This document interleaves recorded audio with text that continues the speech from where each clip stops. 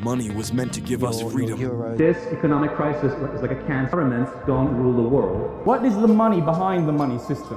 Somewhere along the way, it became a system we had to trust blindly. But what if stability wasn't controlled?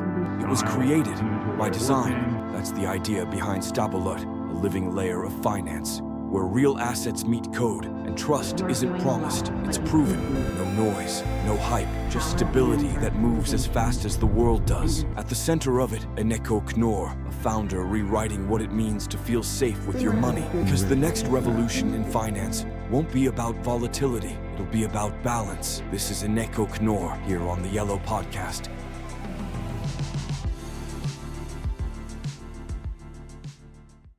Hi guys, it's Shyla again. I'm here today with Eneko from Stabolut. Stabolut, yeah. Stabolut, which is a stablecoin project.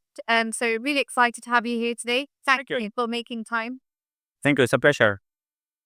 So let's just start with what is Stabolut, a bit about your background, what led you to creating it, and what's new at Stabolut. I've been an entrepreneur for 25 years. I'm always trying to find the trends. So I was in the beginning of the internet, and then in the beginning of the mobile games with my startup in Silicon Valley. And then it was in Silicon Valley when I discovered Bitcoin. And so the next trend in technology, I saw that it was crypto. So I started a crypto custodian in Spain, and then talking to my co-founder, so we found a way to build a stablecoin that could be more decentralized, that could be yield bearing, and with the idea to build a money transfer ecosystem on top of this stablecoin. So always in technology and the next trend. So stablecoins are going to disrupt the entire financial system. So we thought it would be a good idea to get onto this world. So and we believe that we are in the right place. No, perfect. So thanks for sharing. And where are you guys right now with Stabolut? So we are launching Stabolut in 2 months. We have everything ready. Now the final developments and all the security issues, solving everything that we need. And in November is going to be a great month for us. Okay, exciting time. So what are you looking to do here at 2023 tonight? So I love talking to 49. So usually conferences are the excuse to bring everyone in the industry to the same place. So it's very easy to meet people in person. We know people from different places, and if you want to have a meeting, in person meeting with someone in the industry, the people are here. So it's very easy. It's very easy to catch up with people, and it's fantastic. Yeah, that's what I love about doing Digital Night. Everybody makes the effort to attend from everywhere in the world. I myself have flown like 40.5 hours. Exactly, and so we are here talking to investors, talking to partners. At the end of the day, we need our stablecoin to be everywhere with all the exchanges, all the DeFi protocols. So we need to integrate our stablecoin everywhere in the crypto world. Wait, good stuff. So what do you think makes Stabolut's approach different from other stablecoins out there? So the classic way to build a stablecoin is to put money in a bank and to mint the stablecoin. And so you need to rely on banks and in the traditional financial system. With our model, we have a stablecoin that is backed by crypto assets, so we don't need banks. As we don't need banks, we are more free, more decentralized, and more open. So that's one of the beauties of this model of a crypto asset backed stablecoin. And on the other hand, the way we manage, the way we build the stablecoin gives us the opportunity to offer a yield to the holders. So this is a stablecoin that, so USDT doesn't give you any yield, but we do. We give a yield to the holders. So we believe that this is the future of stablecoins, that people are going to choose yield-bearing stablecoins over stablecoins that don't give any yield. So that's what we offer to our users. And on top of it, there is a big opportunity with non-US dollar stablecoins.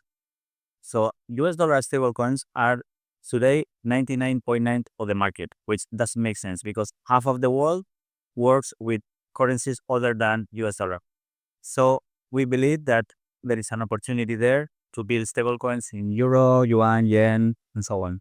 Yeah, that's good. I agree with that ethos. I mean, it's what do you have? Everything has to be pegged to the dollar, but it's not doing so.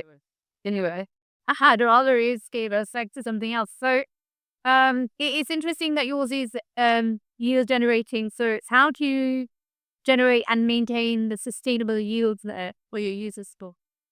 So what we do is, so as our stablecoin is backed by crypto assets that are volatile, we use derivative exchanges to keep a steady value with this with the crypto assets. I mean, what we do is we open short positions. So we have Ether, Solana, Bitcoin. So we open short positions. We keep the spot and we open short positions. So with a delta neutral strategy to keep the value always the same in US dollars. So this is the way to keep the same value. So what happens with this is that the exchanges pay us to keep this strategy open is what they call the funding rates. So the our yield come from exchanges paying us the funding rates. Okay, interesting. Um, sharing, and then we've also got I think you mentioned that. Just wanted to make white. You mentioned that stablecoins are disruptive, and the reason I agree with that is because I think a lot of people find stablecoins quite good, right?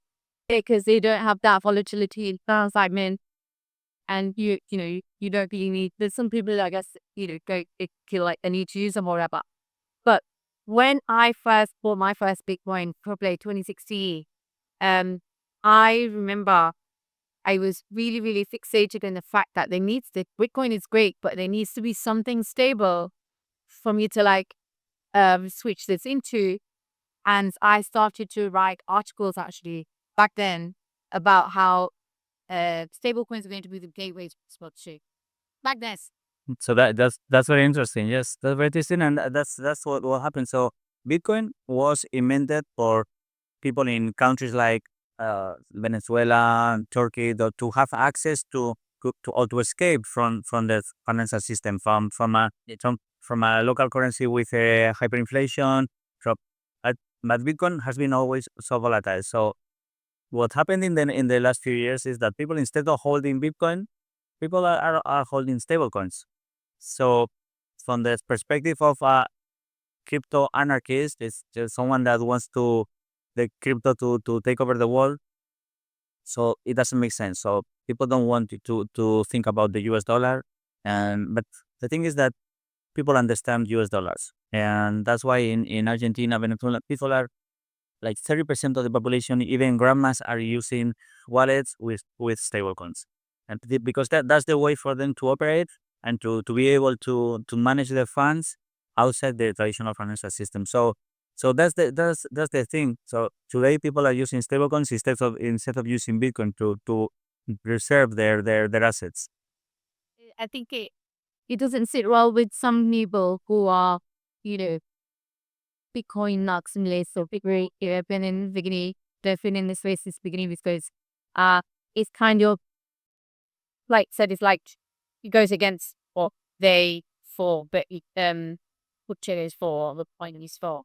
It's like anyway, so where do you see then the future of the stable coins in like 5 years time? Stablecoins today are have a market cap of 250 billion, and all these researchers, the big these consultancy companies say that it could reach up to 3 trillion in a few years.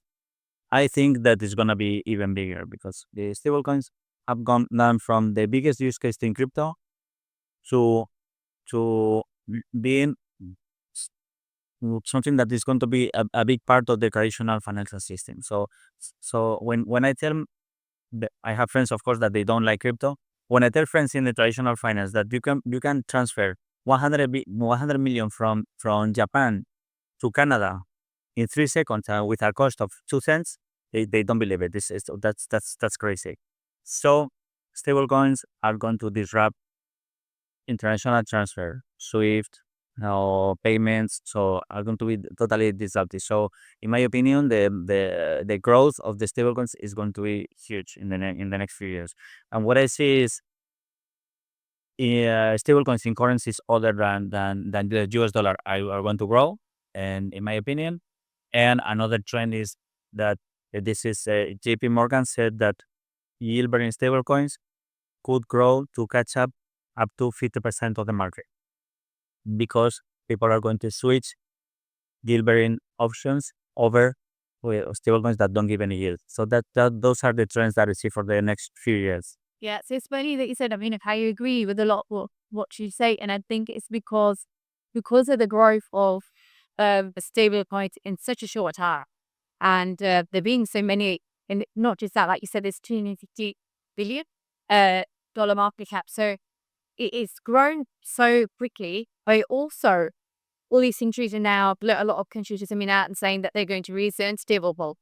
We want to have stable. We want to have stable. So it apparently just makes sense. And from all the predictions that I hear, I asked this question to pretty much everybody that I speak to in English, prediction level that. But I honestly think this one, it seems the most realistic prediction he's made, because we're sort of already on the way that it just seems like the natural progression is the growth that it's already had so far. So, people often tell me there's going to be $1 million Bitcoin. I do agree, like there will be. But not in that short space of time. So the other question is once she asked, what kind of risks, challenges, and opportunities do you see for stablecoins in the DeFi future? So, of course, as an entrepreneur, I see that the opportunity is huge. But of course, we have a lot of competitions. The competition is good, and the market is going to grow exponentially. So every player in the industry that now captures a small percentage of the market is going to be huge in the future. So, but as a financial product, people need trust. So it's people. So we need to build a big brand. We need people to. At the end of the day, people have to put their money into our stablecoin. So you need to build trust, and this is the most challenging part for us as an entrepreneurs, as a creators of this financial product. But we see that everyone is going to be using stablecoins. Even the banks are going to build rails over stablecoins for their transfer. So stablecoins are going to be the biggest disruptor of the financial industry in the next 2 years. Okay, good. I like that answer. And that brings me to the end of the interview. But before I go, I just wanted to ask you, what are you bullish on? Apart from state, what are you bullish on? So now, the trend is this perpetual markets with hyperliquid asset. This so everybody keeps saying now if we have a bull run, all these altcoins are going to be huge, and so it's very complicated to bet on layer one, layer two, these technology plays that are now behind, and it's difficult to make predictions. But my bet is in AMMs, perpetual markets. So I think that those are are going to be the biggest players in the next few years. Okay, brilliant. Thank you for your insight and thank you for your answers. It's been lovely speaking to you. Thanks for making time for us today. Thank you. It's been a pleasure. Thank you. Was.